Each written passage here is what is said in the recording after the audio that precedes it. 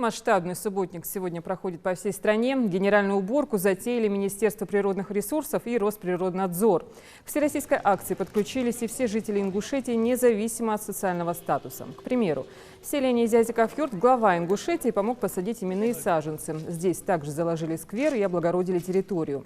В целом по республике убирают береговые зоны, ликвидируют мусоросвалки, придорожные зоны вдоль автотрасс, белят деревья, благоустраивают парки, скверы и аллеи. Для участников субботника разбиты шатры с питанием и кое-где организованы культурно-массовые мероприятия.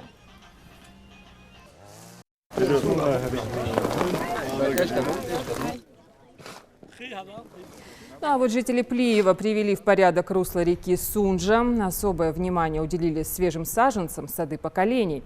Убрали, благоустроили, побелили все деревья. Мужчины взяли на себя поливочный процесс. В субботнике активно потрудился и глава администрации села. У нас в селе еще работают две бригады, они делают очистку села, благоустройство делают, кто-то сажает кустарники по всем направлениям. Вот этот субботник, он и подразумевает очистку, благоустройство и посадку деревьев.